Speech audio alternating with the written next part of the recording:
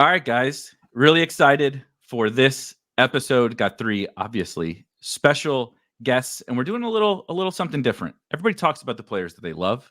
Everybody talks about their favorite structures. I've said the phrase zero RB about 4,000 times already, and it's not even June. That's all fun. But I particularly like when we talk about who not to draft. That's like half the battle, right? It's easy to tell yourself a story about all the good players. So I brought on three of the sharpest minds in the space, Hribar, John Daigle, and of course, Ben Gretch. And we're going to go through and do a quick little short version of a draft, but we're going to draft the players we think are the worst picks in all of fantasy. Not the players we like, not the best picks. We're going to draft the worst picks in fantasy. But first, of course, Rich, how are things going? It's going good, man. We're knocking on the door of June, which is pretty wild. I saw someone send the tweet 100 days to the NFL season. You delete that. Yeah, fuck that. To get that out of here, man. I don't start thinking about that. Like, my kids are just going on summer vacation and we're counting down the days till football starts. No. Those give me so much anxiety. They do the player numbers and it's like 88. Then a couple days later, you see 84. Like, I don't want to see this. How do I block all of this from my timeline? You have to walk a fine line in the content industry because you also can't be the person that bitches about Christmas football when everyone is so excited. But no one watched Chiefs Raiders last year. Don't even lie and say you sat in front of that TV. No one cared. Who was watching Tim Boyle on Black Friday? It was the blackest of all Fridays. Like, no one watched that shit. No, it is, especially I feel like with best ball now, which of course we're going to use things like underdog ADP. If these guys have a DraftKings framing or even FFPC, something, it's totally open game for this conversation that we're going to have today. I feel that anxiety. Like, I did some drafts this morning because I started looking like, okay, I'm mapping out how many I want to do, all these contests I want to play. And you're like 100 days, right? And then start doing the math of how many teams you have to draft in those 100 days alongside content. And, I don't know, I would like to live a life over the course of the summer too. It is very frightening. That's for sure. I'm just happy we're not stricken to only talking about underdog and the form of drafting there, because it really is a different game over there. When you start playing on every other site like FFPC drafters as well, it just makes it more unique and fresh. I can't go 5 months making the same points about the same types of drafts. So I'm just glad we have so many other options, DraftKings included. You mean you don't like hearing half PPR, Daigle, it's better for running backs. We could have that. I don't mind half PPR discourse. But whenever we're talking about wide receiver strategies, it just changes so drastically compared to the landscape where you're drafting. It would be cool too if that argument led to some running backs actually being drafted at underdog too, but they're not being drafted. I'm drafting a lot of running backs. They're just late. They just go in the double digit rounds. Yeah, exactly. All right, let's get into this. I'm wordy, and these guys are going to have to explain some bad picks. Gretch might even have a wide receiver that he hates here, which I feel like is blasphemous. But we're going to get into our worst picks and start around the room. I randomized a little draft order here, so we'll pull up a fake Google Sheet draft board. We're going to start round one. Rich, the worst. The board is your oyster. The worst pick in fantasy football right now. I mean, a lot of good players, obviously, starting in round one. I don't want to say you have to start the premise of like, oh, yeah, I'm not going to take this guy. But round one, I mean, I have a hard time taking Jahmyr Gibbs in round one. I mean, we're talking about a guy as an elite profile if David Montgomery isn't playing, but we've seen that they want to use those guys in unison. I mean, the back 9 games of the year when they came back and had both these guys in full, because in the front half of the year, they both had like cups of tea where the other guy was out and they were RB1s. But then you look at the back half of the year, he was just a completely volatile player. I mean, that's fine if you're looking for like, your spike weeks in a sense, but like he's like got a profile of like he's Devin Achane, but 2 rounds higher. Like he really is like a similar asset. And so, I mean, I have a hard time taking a running back that I know that just like isn't going to go past like 250 touches in round one. Again, a good player. I would like Jahmyr Gibbs on some of my teams, but I have a hard time taking him like with like a top 12 pick. Do you see, and so Dan Campbell is doing a lot of speaking. We're getting some Jameson Williams hype for the first time, and I've been waiting for this for 3 years. But we got a little bit of Gibbs, like, oh, we expect him to take on more work. obviously these coaches say all these things over the course of the offseason, but is there any milestone or any, just like, what would it take basically, right? Just David Montgomery not being there, or would the coaches have to say like Gibbs is the guy? Is there anything that could change that for you with him?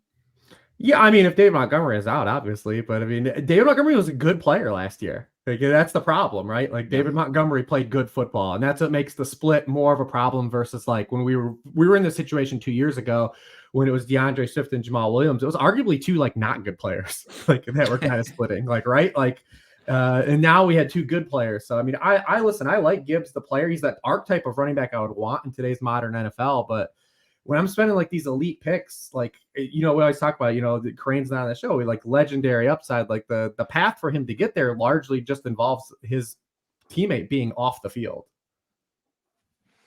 Either you guys got pushed back. We can, the person can give their guy, and if you totally vehemently disagree, it's gonna be fun when one of these comes up and someone else is like, no, I've been taking this guy a ton. But no, I pretty much agree with Reebs on Gibbs. I think there's a clear top 3 running backs. And then, I mean, a big reason why Gibbs goes where he does, and even the guys right behind him, Taylor, Saquon, where they go, it's like you look at the last 5 years of like draft classes, and the guys that should be the young running backs, like most of those draft classes got wiped out with major injuries and stuff. We're just in this era where there's not a lot of great young running backs. So you stick the guys up there that, okay, yeah, Jahmyr Gibbs in a good offense, all that stuff. But I mean, we were just talking about how low running backs are going, and how heavy wide receivers are going towards the top of the draft. Eventually, running backs have to be taken. So guys like this get, and it's funny that this is the one that gets highlighted right away. But I can't argue with anything Reebs said. I just think it's one of those macro things where it's like someone's got to go RB4, and they got to come off the board at some time, right? They got to go.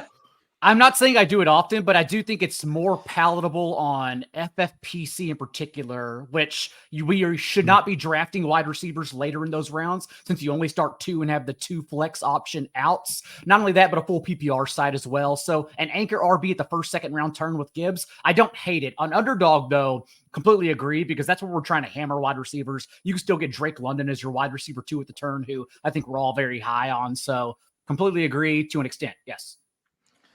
All right, Gretch, you got the 102 of the to an extent. I completely agree, except for 75% of what you said.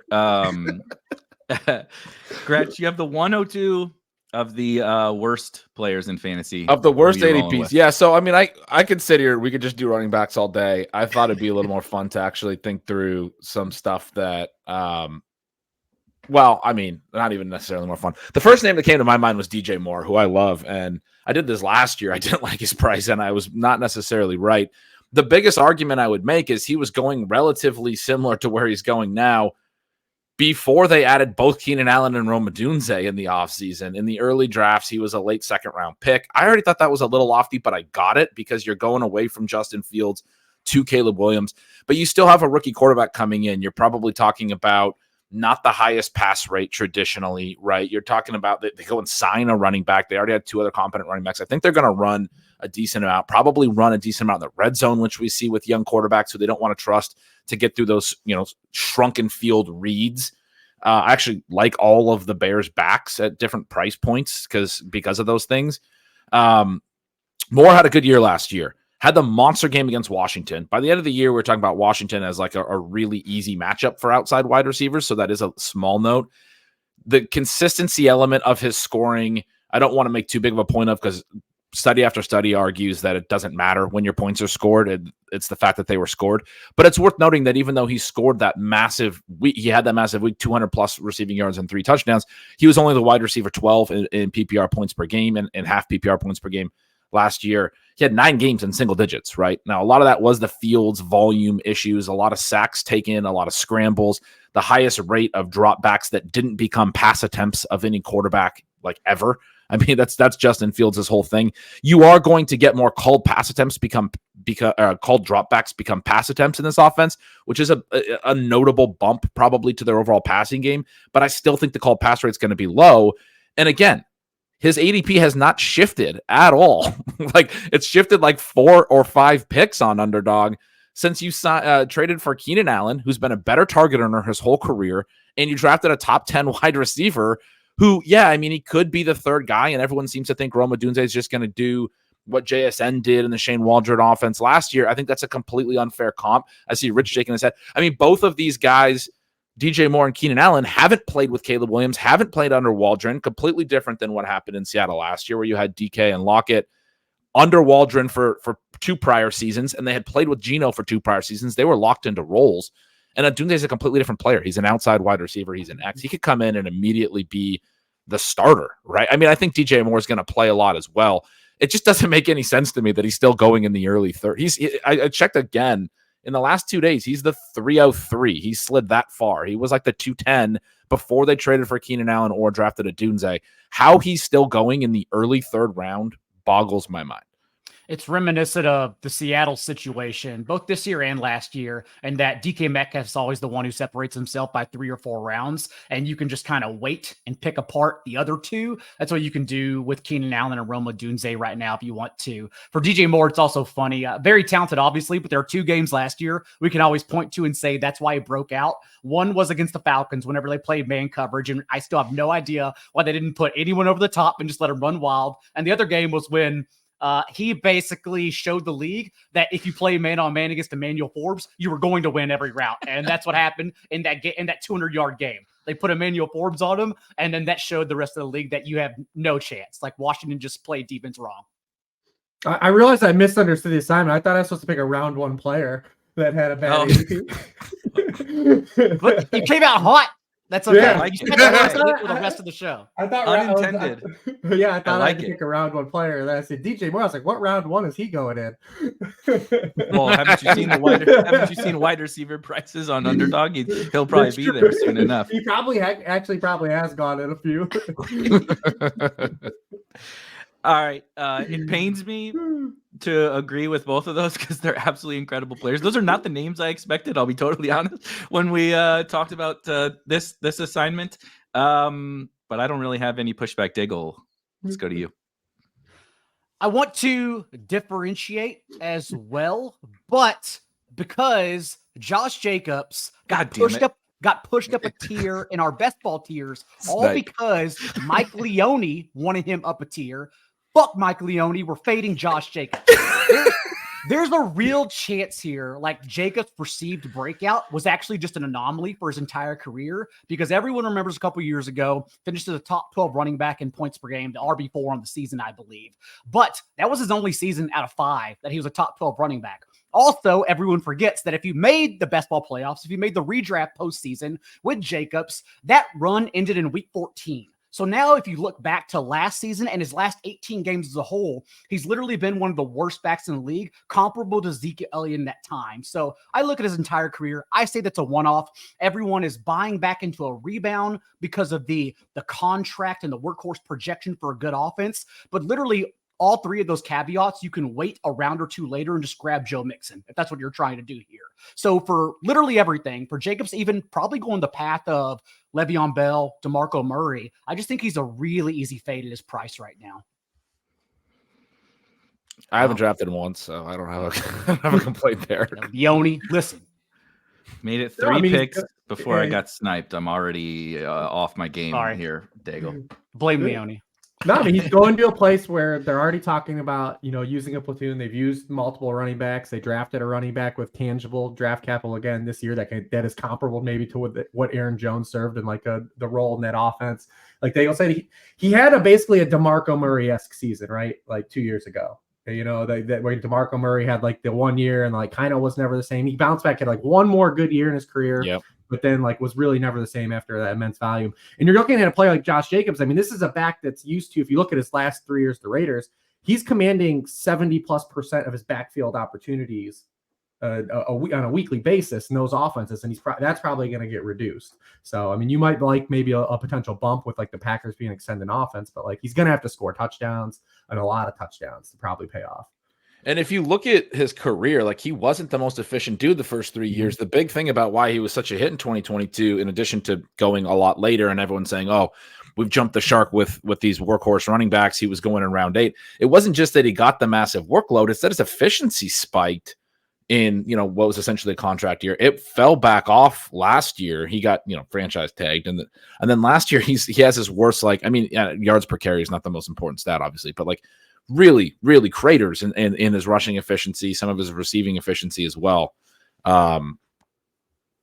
He's probably just not that good. Like Daigle said, you look at his whole career. He had the one really strong season, but the other 4 years are a pretty mediocre back. And like Reebs' Murray point, I think that's a great one, a great comp. You mentioned, yards per carry and those kinds of things not being that they don't tell the whole story, of course. Neither does something like a PFF grade, but I like to pull in things that, confirm my bias and support my argument, even if, they're flawed metrics. There is no skeleton key. It's okay. Just name all the stats. Yes. Oh, God, they're all bad for Josh Jacobs, but I found PFF to be particularly hilarious. So last year, out of all qualifying running backs in PFF grade, Josh Jacobs was 50th. Not great. Obviously, there's 32 teams. He's 50th amongst qualifying running backs, just behind Clyde Edwards-Helaire, Ezekiel Elliott, Latavius Murray, Rico Dowdle, Kareem Hunt. He's behind all of these guys from so even the film watchers, the graders and stuff are saying, okay, the data doesn't look good, but guess what? He's also not playing well. It's also not going well out there on the field. And I totally agree with you guys. I think that if he falls back to, round 8 or round 7 or something like that, we're having a different conversation, but he's going around pick 40 in, if we're flaming Jahmyr Gibbs for his price with the running back landscape. I don't know. I wouldn't have picked Jahmyr Gibbs if I knew we were going to pick a 3 bad ADP. Well, too bad. You're anchored to this. That's going to be the clip. The clip that I put on social to promote this is going to be Hribar hates Jahmyr Gibbs in 2024. I'll go here to close out. We can non-snake draft, so I'm not talking for a million minutes or so. We'll go back to Reebs after this. Fun. I was going to choose Josh Jacobs. He's clearly my kind of a brand guy. But I'm going to pick a wide receiver as well. And I'm also going to pick a rookie wide receiver, which is the archetype of player that is where I live. That's my favorite. Tread lightly. Yes, 100%. We're definitely treading lightly. But one of my least favorite wide receiver prospects in this class, despite the fact I knew he was going to go, probably in the second round, first or second round, was Keon Coleman. And you look at what he did in college, and it was a lot of fun highlight, some splash plays, some contested catches. He'd go up over the middle and leap up, and he's a fine athlete, and he certainly seems like a fun guy. I'd love to go have a beer with him sometime and hang out. But he had, of all, basically any of the wide receivers that I kind of put on my list that I thought were draftable, he had the single worst yards per route run last year amongst basically all of the draftable wide receivers. And so it wasn't just efficiency. At least you could say with someone like a Jacob Cowing, the yards per route run were bad, but the dude was earning a ton of targets. So we could tell a story.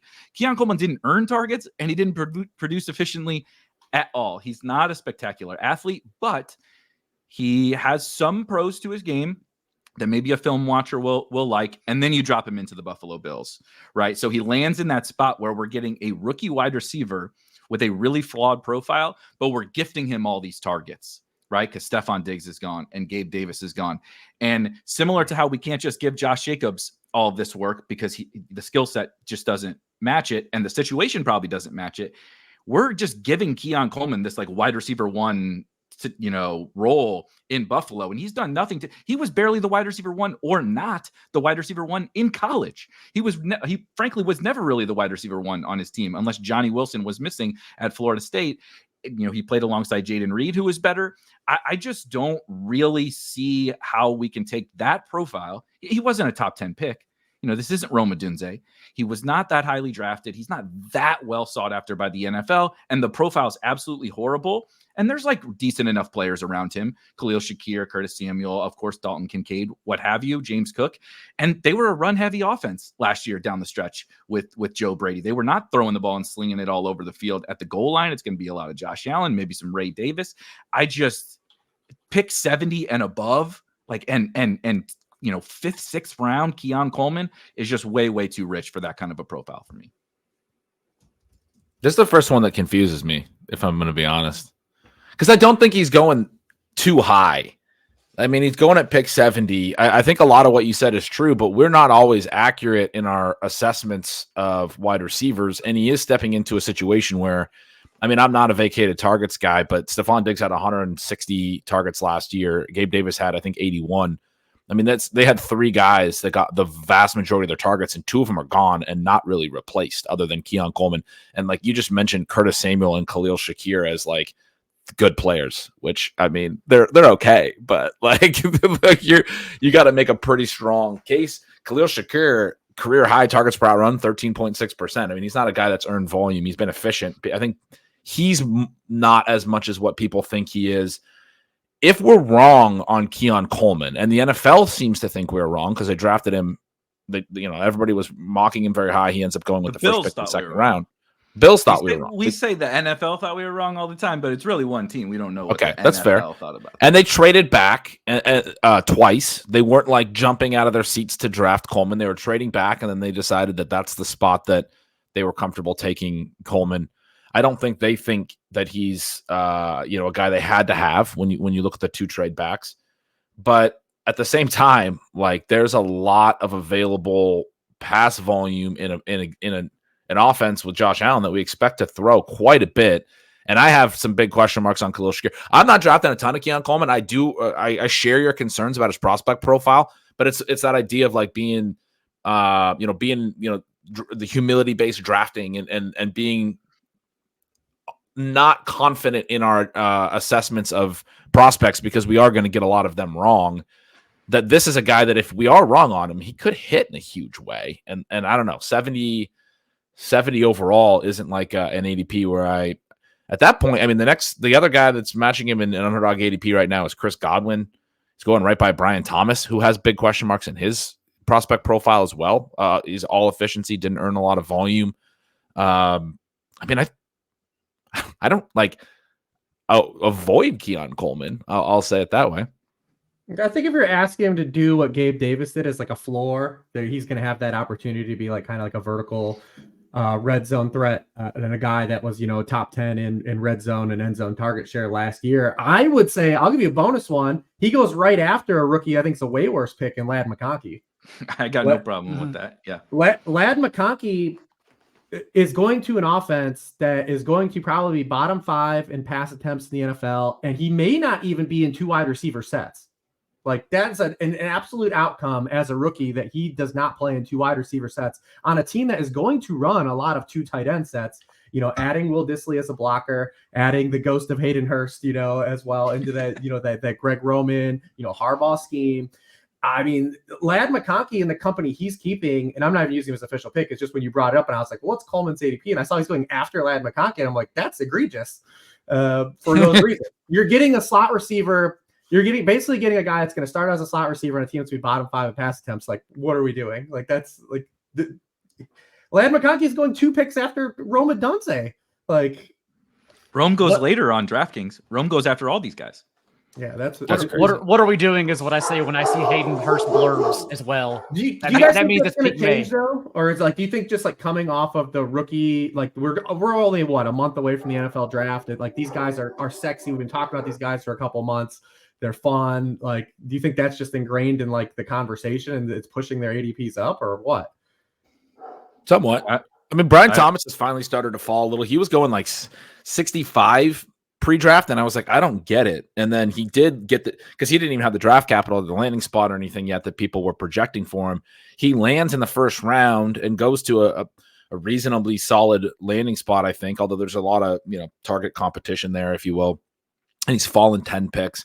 So I think he's an example of where, like, I was shitting on Brian Thomas's ADP when it was in the mid 60s, but I've actually drafted him in the mid 70s, I think he's an example where it starts to slide. Coleman may never slide, and McConkey may never slide because people are like, there's no other, there's available targets and everything. And I hear that argument, Eric. I think it's a strong one that you can't just assume he's good enough to take that volume. Like that's sort of one of the issues with vacated targets or just like projection based thinking. Like the player has to be good.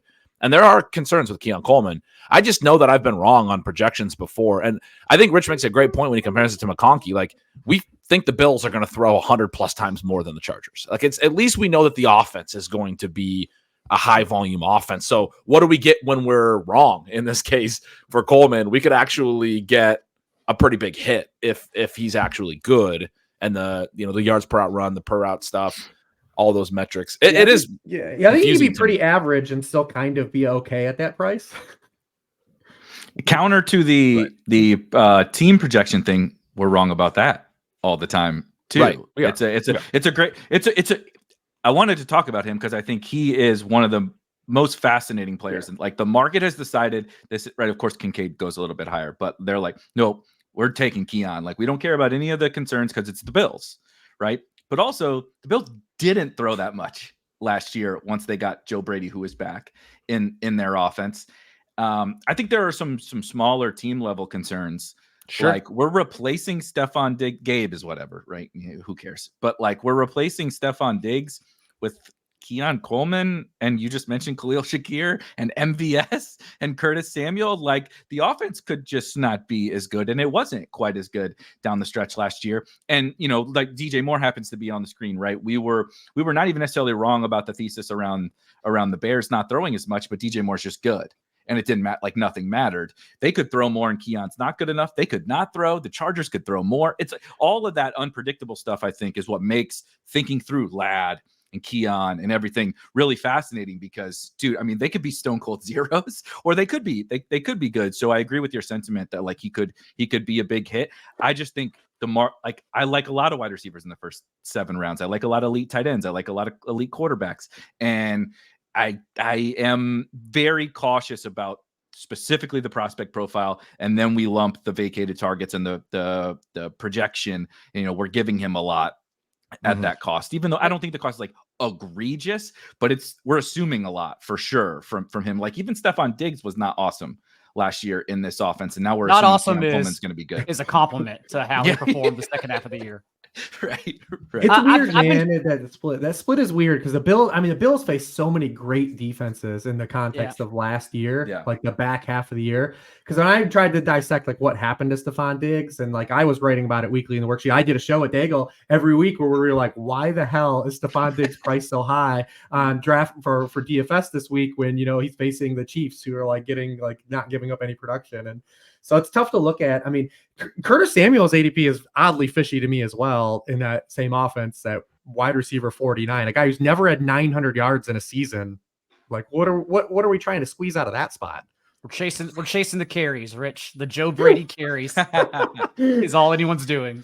But eventually you run into, this reminds me of the Cowboys. We got CD and then nobody. Right? Until Jake Ferguson, and then no more Cowboys for what they're like. Somebody in our Discord they're like the 25th most expensive offense, like the Cowboys are, or something like that. And it's like, well, we expect them to score all those points, but also I don't want to draft Zeke, and I don't want to draft Dowdle, and I don't want to draft Tolbert, and I don't want to draft, it's like that we kind of have that with the Bills. It's fairly similar. I hate the Keon profile. Curtis Samuel's not the kind of guy I like to draft. Khalil Shakir, I don't really care about. Dalton Kincaid hasn't exactly earned a 4th round around 80 ADP. And so it's like, are they just not as good as we think, or something's got to give?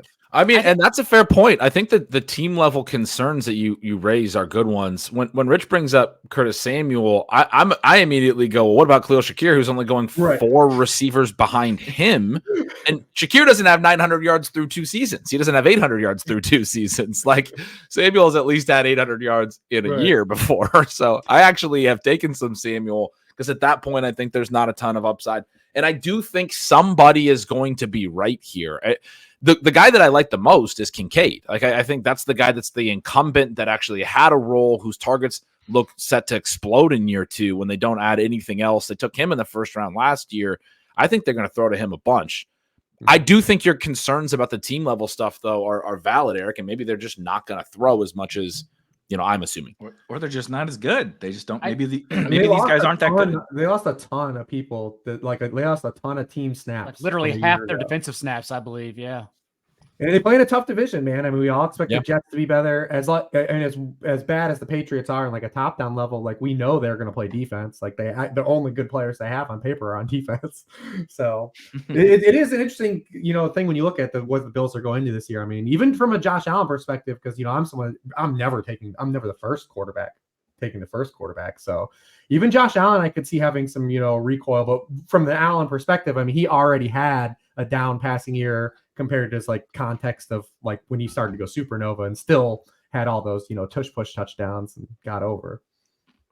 That's what I was trying to figure out too, because since Joe Brady basically turned Josh Allen into Jalen Hurts with giving him double-digit carries per game when he took over, I don't know if it was the defenses you talked about. I don't know if that's the scheme we're getting. But that's what's exciting. That's what's exciting about Josh Allen and best ball, regardless if you draft Keon Coleman or not, you can kind of stack their background pieces, including Ray Davis, Dawson Knox, who, if you aren't scoring touchdowns as a tight end half PPR, you pretty much don't matter anyway. So just chasing those end zone equity guys, perfectly fine by me. But right now, like, that's kind of the way I play it, thinking elite quarterback rebounds after everyone was tacking on Jalen Hurts and Josh Allen in the second round last year, even though the process arguably should have not led to that last year.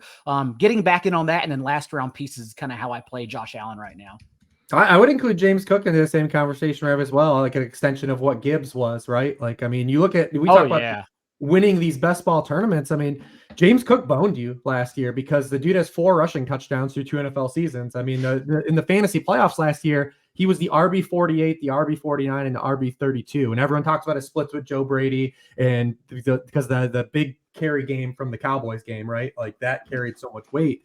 But James Cook does not also have the profile to warrant his ADP either. And like, he's another guy I just think is being overdrafted. They tried to take him off the field every chance they got, but then that led them to Latavius Murray, Leonard Fournette, and Ty Johnson. And thus they could not take James Cook off the field. That's the only reason why.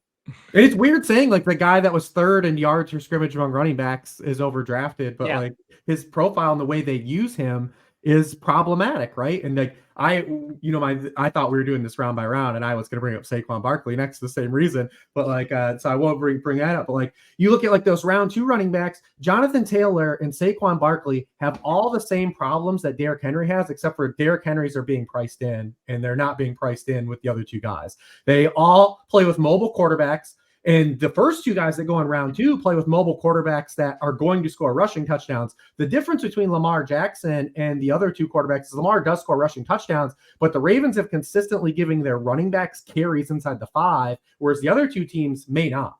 We don't know. We only seen Anthony Richardson and Jonathan Taylor play 2 snaps together, so to be determined on that. But Saquon Barkley is going to a team. Their running backs, they're the only team in the NFL that didn't have a running back carry from the 1-yard line last year, and they had 3 in 2022.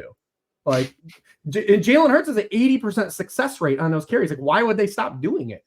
And another thing those quarterbacks are going to do is limit the receptions. We already know the mobile quarterback game of reception. So, I mean, I feel like Derrick Henry is in the same basically archetype from a fantasy top-down stance as those 2 running backs, and they're not being priced at all, really at all close together.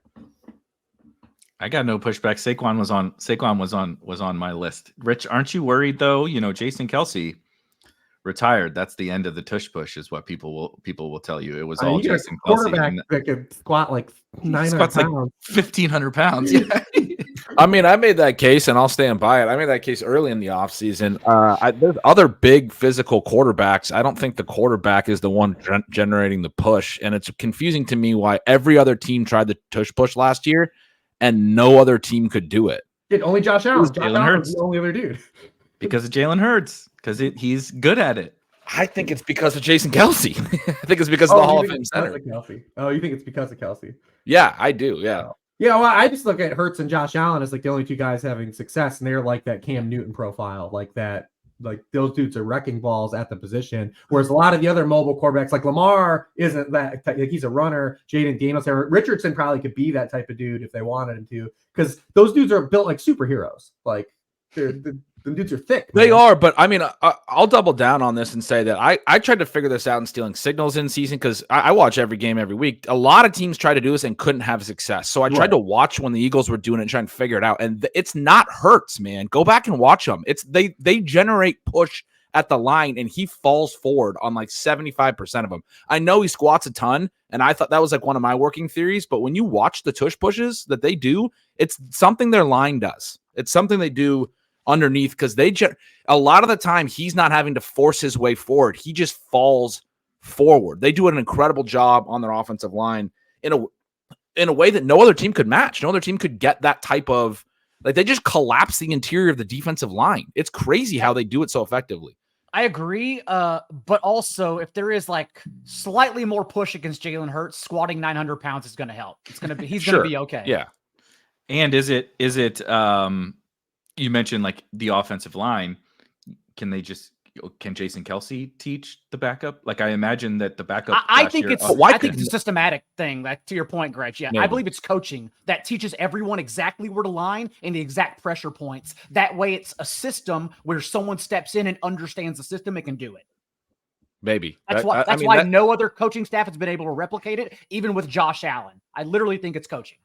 Yeah, it's hard to understand why it can't be replicated. That's the hard thing. Especially because, like, Allen, Dak, we got Anthony Richardson, we got some big ass quarterbacks in the league who should be able to do the same thing, and they literally can't.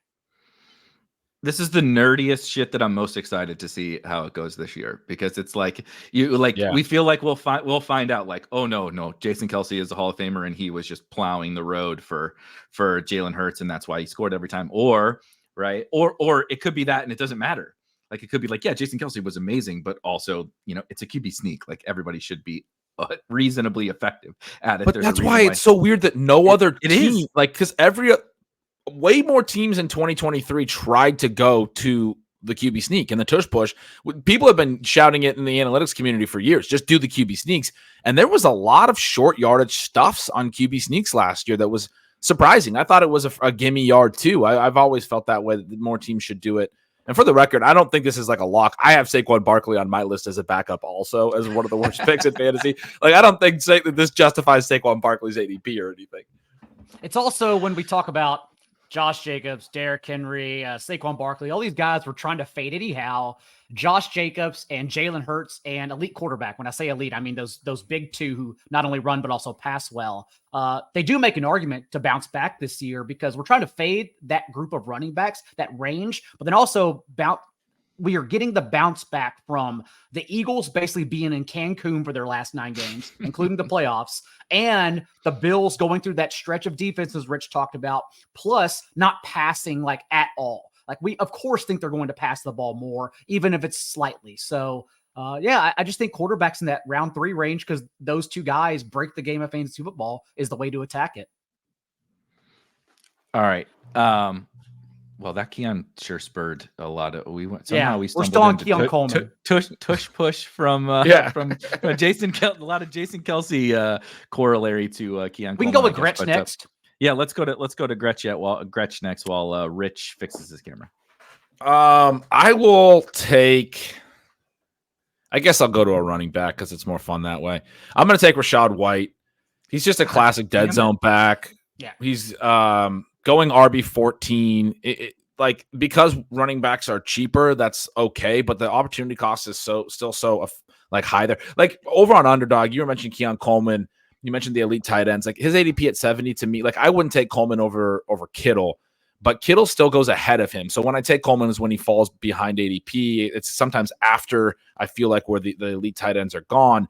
That's not the case for White, whose ADP is 56. It's comfortably where you're still in that elite tight end range, and you're in a much better wide receiver range as well.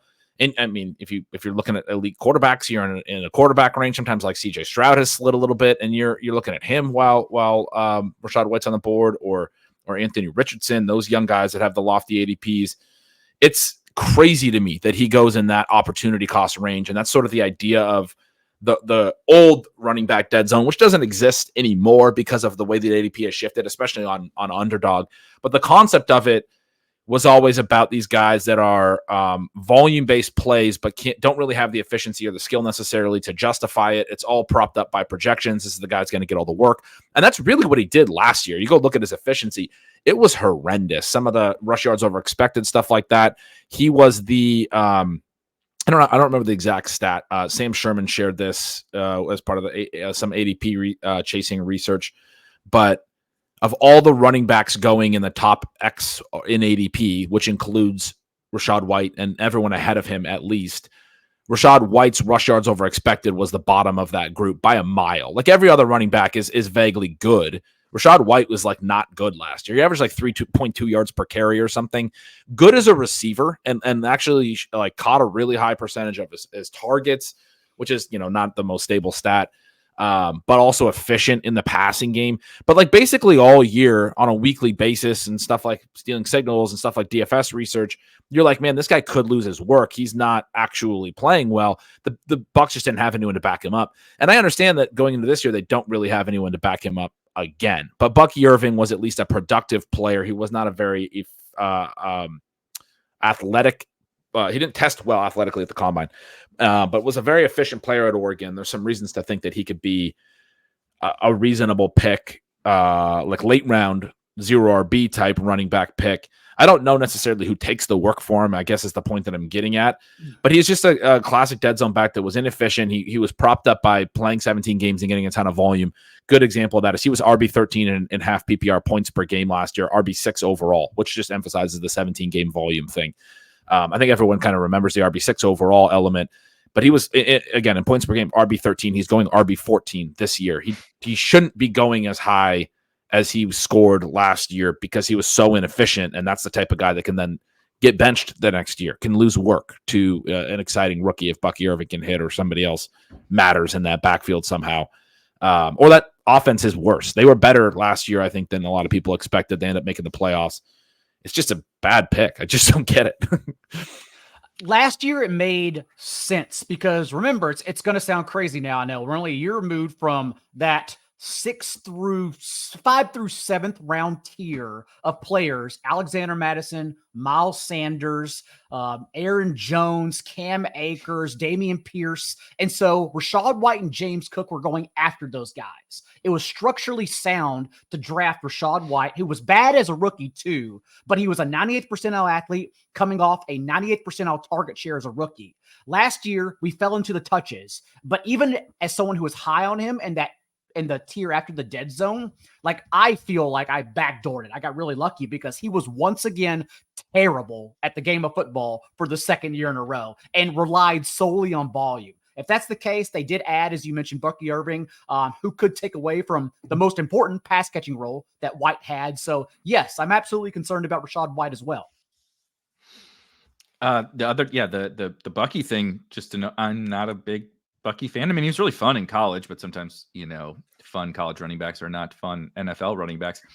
But if Rachaad White is a terrible runner and largely got there because he is a good receiver, like that's what he was at Arizona State too. Like his biggest skill set was he played for Herm, by the way. Shout out the old Herm Edwards days of Arizona State, and he was a great receiver. He was a really nice, you know, well-rounded workhorse back. If Bucky comes in and Bucky's best skill set is that of a receiver as well, and they want to get him on the field because he's a little more he's a little more quick twitch and can make some big plays and stuff. Like that's really, really bad for like if it's a volume projecting thing and his best skill set is that of a pass catcher, and we're going to remove any portion of the pass catching alongside any projectable volume. Yeah, I have reasonable interest in probably most guys we'll mention here today. Rachaad White's probably the guy who I'm just alongside Josh Jacobs. I think I just can't click him. I just can't click them. Rich, you have a fun looking little avatar that I've never seen before in StreamYard. No. Here, but I'm going to screenshot this alongside your Jahmyr Gibbs take and post these on Twitter. Yeah, listen, I think a lot of people would rather see that than my face anyway. So it is what it is. But no, I've got no pushback there. Just kind of prototypical, kind of like just dead zone type of guy. You know, not an elite profile, built up on volume. It's guys we're not taking. All right, Rich, we're back to you then. You had a few moments to get some extra research in, so this one better be good. Yeah, like I said, I was gonna go round 1, 2, 3, but I'll say right now, I'll say Michael Pittman right now is a guy that I just can't take really ever. Like at a spot where he goes, especially around the wide receivers he goes to, and it's a bummer because as much as I like Anthony Richardson as a fantasy asset in his own ilk, he's bad for all the other guys. He's bad for everyone else in the offense. I mean, so Anthony Richardson entered the NFL with one of the worst passing profiles for a prospect that I've ever researched, like especially a round 1 quarterback. And we only had a small sample last year, but he did nothing to showcase that that was going to be something he was going to be able to overcome in the NFL. I mean, he had the lowest rate of completion percentage below expectation. He was 32nd out of 33 qualifying quarterbacks in overall completion rate before his injury. He was 21st in the league in yards per pass attempt. He only completed 57% of targets to wide receivers, which was 45th in the league. Michael Pittman had a 59% catch rate on a small sample from Anthony Richardson compared to 72% from Gardner Minshew, a guy who maybe we're hoping can resurrect the 180 targets that were uncatchable that Devontae Adams got a year ago. It's just really hard because I like Anthony Richardson as him scoring fantasy points, but I do think he is a problem in the same ilk of like what we're, where Gretch started talking about like potentially like, Justin Fields and like the issues he had earlier. And like, so I just think Pittman's going to have to command close to a 30% target share. And I actually think this year out of the past 2 years that he's had, he's just got more competition this year in that offense. I think that offense, it wants to be versatile too. That's another offense that wants to use their tight ends. We'll see if Jelani Woods has any like hopium left in the tank, when he comes back. But I think he's probably going to be more around like that 20 to 25% target share guy. And he's going to probably need to closer to 30% based on the issues that Anthony Richardson has as a passer to this point of him playing football at any level. The only counter I think you can really make is the RPO stuff, where they were per Pro Football Reference, they were second in the league in passes off RPOs. Shane Steichen brought that over from the Eagles, who have been really RPO heavy, and RPO offenses tend to be more concentrated to the number one receiver because it is a run pass option. It's either a handoff or it's a pull and throw to that first look to the main guy, because the linemen are run blocking. You get an ineligible if you try to go through a traditional progression. So I think that helped Pittman's. You saw his targets per out run spike last year. I think it helped some of that stuff. They still did a lot of that even without Richardson when Minshew took over. But I think they were building that offense around Minshew. Around Richardson. It's a lot of the more mobile quarterbacks that do it, even though there's not a lot of QB runs off the RPOs. I think it's because the read options look similar out of the shotgun, and so you just kind of are building those RPOs into it. Into the offense. But that would be a pro for the case Reebs was just making in terms of target share. He's still unclickable. I have not drafted him. He's the one. I like some of the other picks that have been made. He's the one player that I had on my list so far where I got sniped a little bit. He was going in like the 7th round last year for all the reasons that Rich said. We had this rookie quarterback coming in that we didn't know if he was a good enough passer, and there wasn't going to be volume. It was going to be projected to be a really low volume offense. They're going to run a ton with Jonathan Taylor and Anthony Richardson's mobility. They're going to do read options, all of that stuff. It was a concern. And then because Richardson gets hurt and Minshew plays and they throw a little bit more as a result, Minshew elevates as a quarterback profile the pass volume a little bit, and Pittman has a solid year. Now we're taking him in the 3rd round again when we had done that the year prior, and he showed us he's not that player, and he failed at that level. But you're going back to Richardson. It's the same. Rich just made the point, but like it's the same argument that was pushing Pittman into like the 7th round last year. And just because he outperformed that with a different quarterback doesn't mean that argument doesn't apply this year. I completely agree.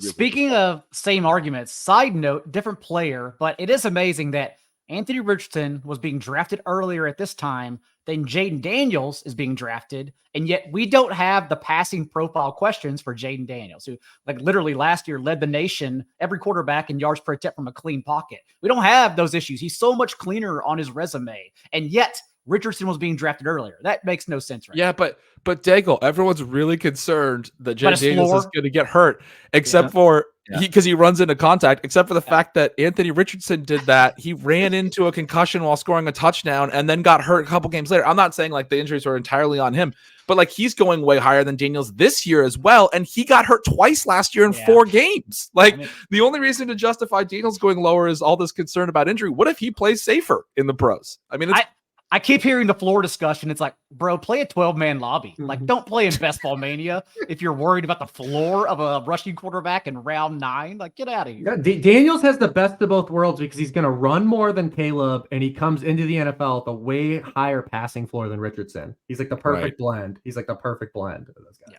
The situation's not that bad either. A lot of number one over, or not number one, right? But number one, quarterback picks get dropped into And not so great situations. And as much and as of a donkey Cliff was as a head coach and the head coaching aspect, like he's got the Josh McDaniels gene, right? Like when Josh McDaniels, there's a reason he kept getting a chance to get head coaching jobs because all of his offenses kind of outperformed, and he's a good offensive coordinator. And Cliff still did a lot of good things in Arizona from that aspect. So it's not like Cliff's the head coach and pulling back on this. Cliff did good things as an offensive coordinator with what he had in Arizona, especially in the run game. I like hearing that take because I was concerned about Cliff, but I like hearing that take. Maybe we can actually get some decent play calling out of him too. Gets me even more excited for Daniels. I mean, he had rookie year Kyler. Kyler was QB 12 in points per game, and Kyler had 90 rushing attempts. I assume Daniels is going to probably run more than that because of just his college profile. He either dropped back, took a sack, or scrambled when there was pressure. That's the two things he did when he got pressure. He scrambled or took a sack. So, I mean, again, maybe big picture, those shortcomings end up catching up to him. Maybe a la like a Justin Fields, it's time for a round 2 contract. But I think as a rookie, he's walking just like a supremely better situation out of the rookie quarterbacks. I was also sorting through stacked box rates because I was looking how to sell Lamar in the passing game as a hedge off of Derrick Henry, who I still don't want a part of. And the Cardinals, I discovered during that time, the Cardinals actually faced the highest rate of light boxes under Cliff Kingsbury because the spread scheme just literally like spreads out linebackers. Yeah, the horizontal raid. Yeah, so if we're getting a rushing quarterback in the horizontal raid, it's all great. And they're bringing it back because you add Luke McCaffrey, you get Ben Sinnott, like the horizontal raid's coming back for sure. Yeah. Austin Eckler, Austin Eckler's getting some targets. Yeah, but he's so good at throwing downfield, man. Can we get some deep shots to McLaurin? Yeah, you'll get a couple randos. Oh my gosh. All right, Daigle, you're up. I've never been opposed to being the villain, so I'll go ahead and say, oh no, CJ Stroud is a fade, unfortunately, at his price. And honestly, it just comes down to, we talked about Jalen Hurts, Josh Allen. Everyone knows like the types of players they are, getting it done both through the air and the ground. Kind of what you have to do with your expensive capital, unless you're Patrick Mahomes, literally the greatest quarterback of all time, who has outscored all of Allen, Hurts, and Lamar Jackson at least once in each of the last 3 seasons in points per game. CJ Stroud, we just still have that major question mark. Since 2017, only 7 quarterbacks, 17.5% of the league, have averaged fewer weekly rushing points than Stroud's 2.3 points per game last year on the ground. And all 7 of those guys had the resume we know Stroud needs to achieve his ADP. They either paced or passed for 4,500 passing yards, a dwindling number given that the last 3 years, zone coverage up in every season, limiting explosive plays. Also in that time, 300-yard passing games. The great pandemic season, right? When the world was silent and football was the most fun it's ever been because they stopped calling rules because everyone was watching football. There was nothing else going on. Had 132 300-yard performances. The last 3 years, we haven't even reached the 115. Like everything is dwindling towards a less fun passing game for the NFL. Those other 7 guys I mentioned since 2017 who did average fewer rushing points per game than Stroud, but still finished as a top 5 quarterback in points per game. They also at least achieved 34 touchdowns, something that only Dak Prescott did last year because, again, passing numbers are dwindling. So I think just given the uphill struggles of the position, the way the league is going, CJ Stroud, it pains me to say it, but he really doesn't fit the mold of his ADP. I will take him on drafters because it's cumulative scoring. We need every player to truly achieve their ceiling. And so if CJ Stroud's going to be MVP, which is in his range of outcomes, I want him on drafters for sure. But an underdog, FAPC, other places, I think it's fine, just literally ignoring him. I got no pushback on that. Fun fact, you mentioned the 300-yard games. If you would like to get a cheaper and less fun version of CJ Stroud, maybe on a DraftKings where the 300-yard games matter, you know who led the NFL alongside CJ Stroud in 300-yard games last year? Can you guess? Did you look this up? Derek Carr? Derek Carr, baby. If you want to manipulate the DraftKings scoring, get you some Derek Carr and some Saints because you're saying that CJ Stroud as a rookie before adding Stephon Diggs and when his pass rate was, a little lighter earlier in the year because he was a rookie, tied for the league lead in 300-yard games in a league where they're not existent anymore. So he could separate as a passing stats guy that much more potentially. And also early in his career where guys like Mahomes have had those monster seasons where guys are kind of still, some of these young teams are still stretching their legs and what they're capable of. This is the 5,000-yard season for Stroud, right? Like Mahomes is at the point in his career where they're not pushing in the regular season. They're just thinking about the postseason. Andy Reid's outright admitting at the end of the year they held back Travis Kelce's snaps in the regular season because of the postseason run that was lingering. The Texans are at the point of their progression. They're going to see what they have, what they're capable of doing this year. They went and traded for Diggs and restructured him to a 1-year deal. They're the scorched earth team this year. That's why all of their wide receiver ADPs are so high as well. I mean, if you don't like Stroud at that price, you definitely don't like Nico and Diggs at the 2-3 and Tank at the 3-4. So, I mean, if all that's right. You are correct. Yes. Okay, you don't like those I do not like them at their price, yes. Tank. I think we'll go fair. to war over Tank. I think it's fair because everything Gretch said is true. Like it absolutely is true, and everything that Daigle says is true because this is the dissection of fantasy football scoring. This is my world, right? Like this is my world. Like how can the great quarterback fail in fantasy football, right? And it's that reason. That tier of quarterback has historically been the biggest trap for gamers in fantasy football. The guys that are driven on passing economy first because they have to be elite. Stroud has to throw for 5,000 yards. He has to throw 35 plus touchdowns for him to get those guys. We just talked to Anthony Richardson. Anthony Richardson had as many top 6 scoring weeks in 2.5 games as CJ Stroud had all season last year. And it's because you just have to walk such an elite line in terms of fantasy scoring, and it's a bummer. Don't yell at me for being the messenger, if you have a problem with this. But it's the reason why Joe Burrow has constantly failed. It's the reason why Justin Herbert, when he's been failed, like these are talented guys that if we were drafting quarterbacks based on talent, would be right in that conversation with those guys. But they just have to walk such a finite path to get to those apex outcomes, and you can just arbitrage them when they don't. That's the problem, is they open themselves up to the field to get run down by guys like goofs like Jared Goff and like when they have a good season, or Baker Mayfield last year. You just have to walk such a fine line with that archetype of player, and that's what's tough. I love everything that you said about the pro for CJ Stroud. I'm glad that he at least kick down the door of the Ohio State quarterback can't be successful in the NFL. I have to live with that. I agree with everything you said too, and everything Daigle said. And you guys make great points, and you shouldn't be too exposed to Stroud.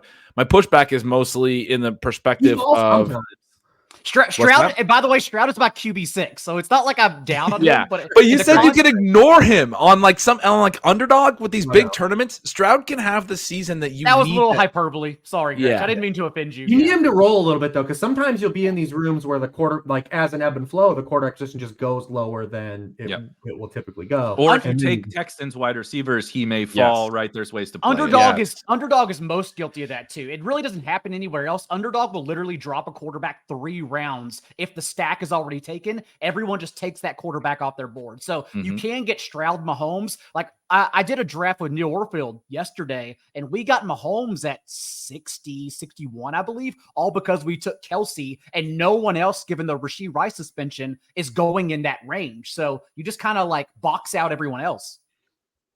Fair. Yep. I love it. So you guys both Ben and Daigle have mentioned Travis Kelce, which my next pick is not Travis Kelce, but it segues into who my pick is. I decided to get away from the running backs and just have a little fun. If Daigle's going to mention the guy who's going to win MVP at whatever age 23, we might as well mention the future of the tight end position in the NFL, and that's Sam LaPorta. Sam LaPorta is awesome, right? We're doing the same thing that we do. CJ Stroud is awesome. Like we think Jahmyr Gibbs is awesome. Sam LaPorta is awesome. He's also from, I could throw a rock and hit the town that he grew up in from down my house. I have a special place in my heart for these kinds of people. The price is out of control on Sam LaPorta for me. He was amazing last year for his cost and for the fact that tight end stinks. I don't now want to pay a 3rd round price for a guy who not only did he not gap the field at tight end, that's what you need to do for me to spend that kind of draft capital, right? When Travis Kelce was going up into the 1st round, 2nd round of drafts, he was gapping the field. He had a season long ceiling as well as a weekly ceiling that just nobody could even sniff. Sam LaPorta is nowhere near on that stratosphere. He's a very good football player. He's going to have a very good season and career and all that kind of stuff.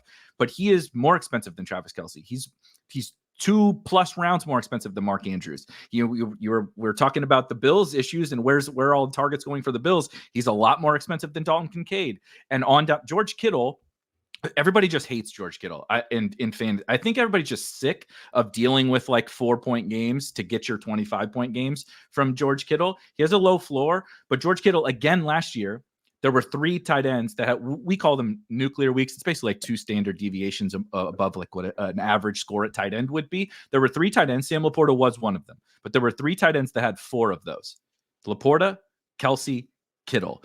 And you can get those big games and just like survive at tight end in many different ways. You don't have to spend a 3rd-round pick on Sam LaPorta to do it. He's a very good football player. His situation hasn't really gotten better. It's the same. Amon-Ra's still there. J-Mo's there. Gibbs is there. They're a run-first team. The defense probably got better, or it can't get worse in terms of the passing game. So like, I don't want, like, to the Stroud thing. I don't want to take the first guy who's around more expensive than all the other elite tight ends, when there are 5, 6, or 7 elite tight ends that I can manufacture similar upside, if not the exact same upside. I'm glad you brought up Kittle. Like, imagine caring about floor at tight end. Like, just imagine caring about it. Like, and this is the cheapest Kittle's been, like in like the last, crazy.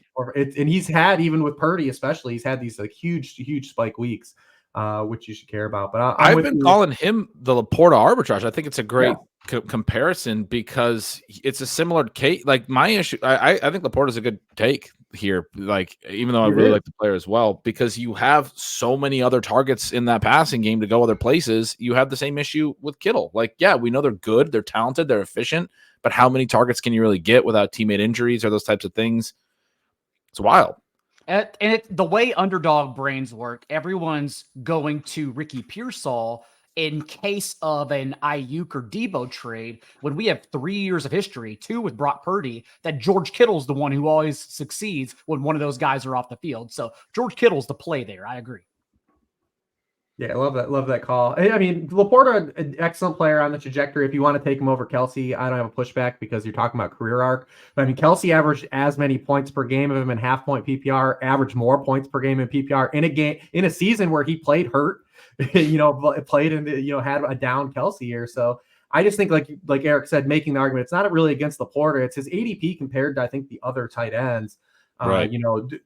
30 picks ahead of Mark Andrews, right? Like, it's just really tough to suggest like that's a home run hit. He was the lowest scoring tight end one since 2017. It's just compared to him in the field, he's just not a good pick where he's at. All right, Rich, who else is not? I know Gretch has a heart out here, so I'll be quick. And this is just a strictly ADP thing, but it's Zay Flowers where he's at. I mean, just the upside that he presents. That we've been down this story every year with these Ravens wide receivers, right? And I like Zay Flowers as a fine wide receiver 3, wide receiver 4, but not a firm wide receiver 2. Basically, is that you look at his splits without Mark Andrews. He was used in a better capacity when Mark Andrews was off the field. I think he scored all his touchdowns but one when Mark Andrews was not on the field last year. We got Andrews coming back. And the last, and the upside angle is the last Baltimore Ravens wide receiver 1. Do you guys know who it was and when it was? Derrick Mason. Nope. We'll go back. Further than Derrick Mason. The second year the Ravens existed. Oh my God. I don't know who was on that team. Well, I'm not thinking Rod Williams. Did they have a Rod? They had Rod Woodson. But I'll just give you it's Michael Jackson. That's what I was going to say, and I didn't say it. He was with the Browns, and he came over. I forgot about him.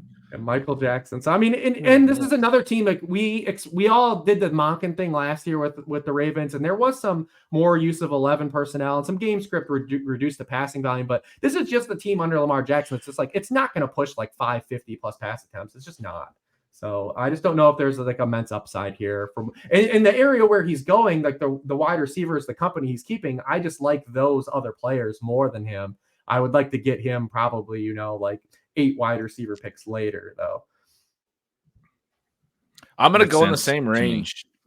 Yeah, I'm going to go in the same range and take George Pickens, who goes a little bit later, but he was wide receiver 34 in half PPR points per game last year. He had some interesting stuff like in his per route run profile, definitely was very efficient, had the explosive game in the fantasy playoffs, has the high ADOT profile, all that stuff. But I mean, you got Arthur Smith taking over the offense. I think they're going to be very like defense and run focused, right? And we know that can't really trust Arthur Smith to use the talent that he actually has, that he's going to do some weird shit with he's not going to be throwing deep to George Pickens. He's going to be throwing deep to Van Jefferson and Quez Watkins. Like, he's going to be doing shit like that. Like, it's going to be so annoying. Pickens is good, but I don't think he is good enough to really justify his price, despite the fact that he's shifting to an Arthur Smith offense. And I think is losing like quarterback value, whether it is Wilson or Fields. I know Wilson was pretty good per attempt last year, but I felt like Sean Payton was really trying to hide him. Very like run-based offense and short pass to the running back. They've had more running back targets than any team in the league last year, and a lot of his efficiency was on those passes. He had an 80+% completion rate to all three backs on at least like 35 targets for all three of them. And so like that's been the Payton offense staple for years. I think they were kind of playing around what they thought were Wilson's limitations, and then obviously they let him go. And I don't think he was as good as some of the people. Like, there were people that were showing that Russell Wilson on a per attempt basis compared to Mahomes last year, and it's just like completely different on a pure volume standpoint. Where like the fact that the Chiefs are dropping Mahomes back every single time is the point, right? Like, they're asking him to throw into pass defenses every single time. At any rate, I think you have a rough quarterback situation. I do think Pickens fits with Russ a little bit, where you're talking about like what he maybe does bring is a vertical passing element. I think he'll have some explosive moments, but I can't pull the trigger there, a half a round ahead of the Christian Kirk, Keenan Allen, Terry McLaurin, Jaden Reed. Both the KC guys, Hollywood Brown and Xavier Worthy, go later in the next round. I think all those guys should go ahead of Pickens, personally. And yeah, it's not made sense to me that he goes early. Like, he goes in the early half of or I guess it's the back half, the middle part of the fourth round, ADP of 44. I admittedly struggle a little bit with Pickens because you've clearly outlined a lot of the things to be concerned about, and the Arthur Smith stink and the Russ stink and even the flaws of Justin Fields are scary. It's all very, very scary. But then again, thinking specifically through a best ball lens, I think George Pickens makes one of those really specific guys where there's not actually that many of the better in best ball guys. We try to make it seem like it is. He feels like it's me. Like, I don't want to draft him and have to ever think about starting or sitting or dealing with. I certainly don't want to start him every single week in a managed league, because I do think you're going to get those 2-3 point games from a 4th round pick wide receiver that I don't want that. But I do still feel fairly confident. Like, even Drake London did this, right? Even amidst all the chaos of the Falcons, you get those games where sometimes they got to throw. He's the guy getting 35% of those targets. And, you get those booms. Pickens brings this, downfield, like you said, downfield, big play guy with Roman Wilson and Pat Freiermuth as the target competition. So in best ball specifically, I am still somewhat interested in him, but I have it's not like because I'm confident in the situation or anything at all. It's just like, I know he can have those monster weeks, and I don't want to zero that guy out when they have that in their bag, That's fair, but I think you can get that from like Christian Watson at pick 80. And I would also say Watson only has one leg, if we're being honest. Yeah. The Arthur Smith point, I just want to emphasize, they were dead last in pass rate over expected last year. They were even lower the year prior, but the Bears were so low that they were actually second to last the year prior. But over the last 2 years, they were dead last in PROE combined. That's who's calling the plays now. They're not going to, you might get those spikes, but they're not going to, I'll be surprised if they throw a lot. I think this is going to be a Najee Harris, Jalen Warren offense. So the Christian Watson play is also in an offense they might throw, right? Last year's Russell Wilson season almost reminds me exactly of the 2021 Carson Wentz season. When you look at the surface and you're like, Carson Wentz was pretty good that year. That year for the Colts, he threw 27 touchdowns, 7 interceptions. The YPA was fine. And it's but underneath the hood, he was kind of a disaster. And that's what Russell Wilson was last year with the Broncos. He was still a disaster. And Gretch knows from his years of, watching Russ's career. But we always had this narrative of let Russ cook. But every offense Russ has been in ends up being the Russell Wilson offense because it's who he is. And the defensive meta has changed to where that doesn't work anymore.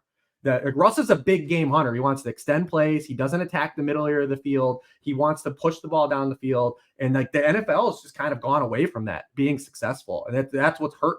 That's been kind of the demise of Russell Wilson.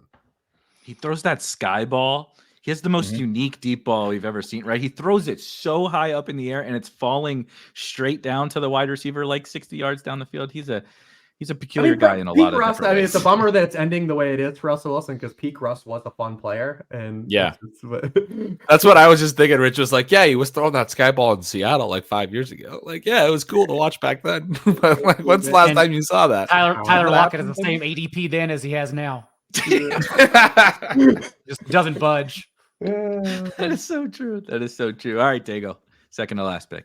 I'll pick an easy one since Gretch and I got to get out of here. And for me, I really thought I'd be doing this with the Rico Dowdle through the offseason. There was the top 100 player tweets and like my favorite GIF with the guy with the sunglasses who puts out the lawn chair to sit there and watches the world burn. That's what I was doing whenever people touted Rico Dowdle. But instead, I could do this with Zamir White. Because Zamir White has gone into the range of Ramondre Stevenson and other players. And if you just look at the bucket of profile White fits into, it's not how he's being drafted right now in that tier.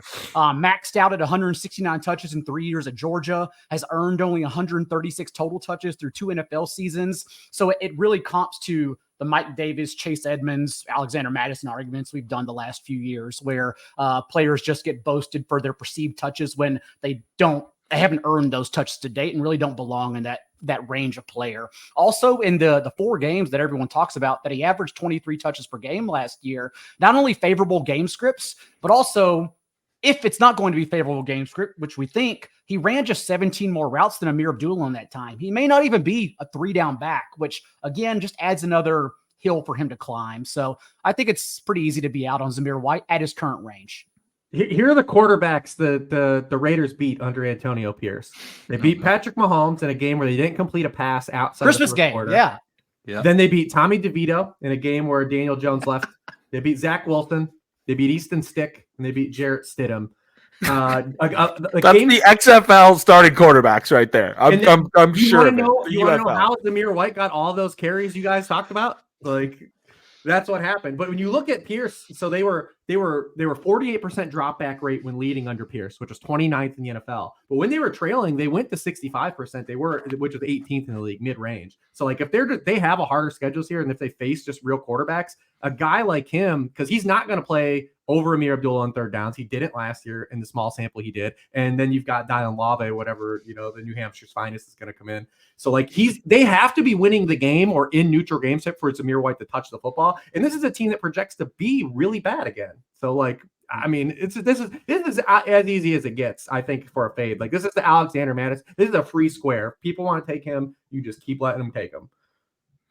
I like this. I was a little higher on Zamir White. You guys are. I think I'll fully admit to it. It was Daigle mentioned like the Rico Dowdle thing, where I was the same thing. I'm like, haha, you idiots, with you're taking Rico Dowdle, and I was taking Zamir because in pre-draft everybody was like, he can't beat Zamir. He can't be the starter. He's going at pick 130 or whatever on Underdog, and then you just like stay anchored to that. Well, I was right. Zamir is the starting running back for the Raiders, and then he shoots up 50 picks or 60 picks or whatever, and you're just like, yeah, he's fine. Zamir I was ready to dunk on Dowdle. That. Yeah. But it's all shifted towards Zamir White's the one to avoid now. Makes a ton of sense. I know that these guys got to get out of here, so I will make mine quick. I was going to do it's just not as fun to do the cheap guys. Like Rico Dowdle to me is hilarious. So I'm doing a quick honorable mention session, I guess, here. Go search Hayden Winks and Rico Dowdle. He cites Rico Dowdle's like history of touches dating back to his freshman year of high school. The only time he had over 200, I believe, was like his junior year of high school. By the way, this is his 5th year in the NFL. So we're talking about a decade of never getting the ball or doing anything while playing the game of football. And we're drafting him for fantasy football. Kind of crazy. J.K. Dobbins, like I mentioned, Christian Watson has one leg. Like J.K. Dobbins may not have any functional legs at this point. And because he's J.K. Dobbins and the Chargers are going to run the ball, I guess we're excited for him. But the expensive version of this for me is easily Derrick Henry. I had to hit one running back on here or I would lose my brand. Derrick Henry is Derrick Henry that we continue to draft because he's Derrick Henry. I know he's on the Ravens. I like the Ravens too. I do expect he's going to score some more touchdowns, but he's also going to get less touches. because that's what the Ravens, they're not going to give Derrick Henry 30 carries. Like, this isn't old school Derrick Henry. He's much older. The body is breaking down. He already missed a bunch of time a couple years ago, but over the course of the last several seasons, what he has like a metal plate in his foot, and the guy, like, it's just, this is an old aging running back who still doesn't really catch passes. I know he can catch a couple, but that's not his role. You're betting on the most volatile thing in all of fantasy because he's on a good offense, and it's touchdowns. You're betting on Derrick Henry. Gus Edwards scored 13 last year for these guys, and Gus Edwards and didn't matter for fantasy, and did not matter for fantasy. So Gus Edwards at pick 32 is definitely not mattering for fantasy. If Derrick Henry was that cheap, sure, we could have a conversation, but I can't pick Derrick Henry at pick 32, and he goes even higher on some PPR sites where he's even worse. I can't pay that price. I've taken him when he's fallen like 10 plus picks and you get him in the 40s. I start to be like, all right, well, and on underdog, half PPR, touchdown. Yeah. All right, I can tell right. myself this story. But he's going higher on PPR. I'm not drafting on the PPR sites. That's wild to me. I've taken him some of those spots, like you said, because again, like my argument is I think he is Jonathan Taylor. I think he's a stone's throw from Jonathan Taylor and Saquon. Yeah, like in terms of the situation he's in. And the last 30-year-old running back the Ravens signed turned out to be pretty damn good. So I don't know. He was It's funny, he also was an Alabama running back. So I do trust the Ravens. I'll be totally. If there's a team to trust with any of those situations, it is probably the Ravens. Lamar's going to help. People forget too that Ravens offensive line got significantly worse this season. You know, a lot of people talk about the Tennessee offensive line, how bad it was for Derrick Henry, but this Ravens offensive line got significantly worse. Obviously, they trade Morgan Moses, they lose John Simpson, guys that aren't necessarily good, but those are guys that 8 snaps for them. We haven't seen Ronnie Stanley play a full season the past few years, and they lose Kevin Zeitler. So, like, this is a team that's lost a lot of pieces up front as well. Rich, are you taking Achane over him? They're both going to the second, third round turn. Okay. Because I've heard a lot of people worried about Achane. And again, I get it, but and we all play differently, but just the way I play it and literally chasing guys who try to break the game. When you argue about like the workload, the aging for all these running backs, like you're not even worried about the workload for Achane. You know what the workload is. When your top statistical comparisons entering the NFL are Chris Johnson, Jamal Charles, and Alvin Kamara, I'm just going to go ahead and say, sure. Like, I'm going to bet on that. That's another way to say it. Yeah. That guy's probably our good friend Pat Kareen on a show we did a couple of weeks ago called Achane the George Kittle of running backs, and I thought that was just like absolute chef's kiss. You know, you're going to get a couple of bad ones where he gets 8 carries for 27 yards or whatever, but you're also going to get those big ones. And but the way that running back has changed has made a guy like Achane and even Jahmyr Gibbs, who I said I thought I had to pick a round 1 player, has made that archetype of running back more viable for fantasy than it would have been a decade ago.